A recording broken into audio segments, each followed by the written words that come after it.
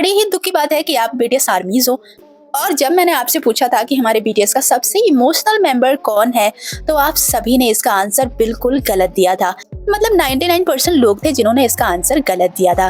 और ये देखकर मुझे बहुत ही ज्यादा हैरानी हुई कि आखिर आप इतने टाइम से बीटीएस आर्मी हो और आपने इसका आंसर कैसे गलत दिया होगा। क्योंकि आपको अगर बीटीएस के बारे में इतनी सिंपल चीजें नहीं पता है और आप मेरे चैनल से नहीं जुड़े हो, तो मैं डेफिनेटली कह सकती हूँ कि आप बहुत चीजें मिस कर रहे हो हमारे बीटीएस मेंबर्स के बारे में। तो चलो मैं आपको फिर से बता देती हूँ कि हमारे बीटीएस का सबसे इमोशनल मेंबर कौन है। तो मैंने आपको बता भी दिया था कि सबसे इमोशनल मेंबर है जंगकुक, जो बहुत ही जल्दी रोने लग जाते हैं। और ये बात हमारे बीटीएस के मेंबर्स ने खुद ही बताई थी। लेकिन उसके बाद मैंने आपसे एक और सवाल किया था, और वो ये था कि हमारे बीटीएस का सेकंड मेंबर कौन है जो जंगकुक के बाद सबसे ज्यादा इमोशनल है। मतलब बीटीएस का सेकंड सबसे इमोशनल मेंबर कौन है। और उसके बाद भी भाई सब लोगों ने गलत आंसर दिया।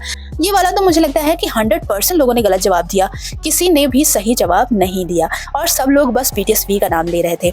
लोगों ने बस यही कहा कि सेकंड मेंबर जो है, जो सबसे ज्यादा इमोशनल है, वो है हमारे बीटीएस के मेंबर वी। लेकिन आर्मीज, आप बिल्कुल गलत हो। हमारे बीटीएस के मेंबर वी सबसे ज्यादा इमोशनल मेंबर नहीं है और ना ही वो सेकंड पोजीशन पर आते हैं। तो ये जवाब भी आपका बिल्कुल गलत था। तो चलो मैं आपको बता देती हूँ, और इस बार आप ये बात हमेशा के लिए याद रखना कि हमारे बीटीएस का पहला मेंबर जो है वो है जंगकुक, जो सबसे ज्यादा इमोशनल है। और दूसरे नंबर पे आते हैं हमारे जे होप। जे होप दिखने में बहुत ही स्ट्रॉन्ग नजर आते होंगे, लेकिन वो बहुत ही ज्यादा इमोशनल है। और ये बात सभी को पता होगी, क्योंकि अकॉर्डिंग टू द रिपोर्ट हमारे बीटीएस के मेंबर जे होप जो है वो बहुत ही ज्यादा इमोशनल है। और सबसे ज्यादा उनमें बात ये है कि वो किसी का दुख नहीं देख पाते। एक बार हमारे बीटीएस के मेंबर अपने एपिसोड के दौरान एक जगह विजिट करने के लिए गए हुए थे, जहाँ पर वो एक बूढ़ी दादी के घर पर जाते हैं जो बहुत ही ज्यादा पुअर थी।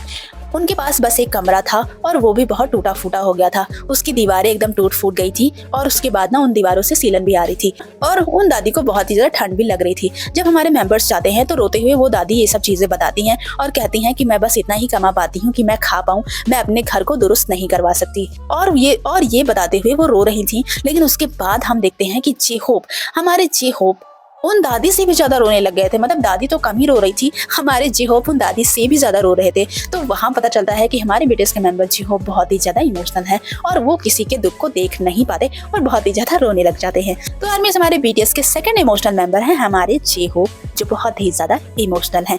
आई होप आपको अब कंफ्यूजन नहीं होगी।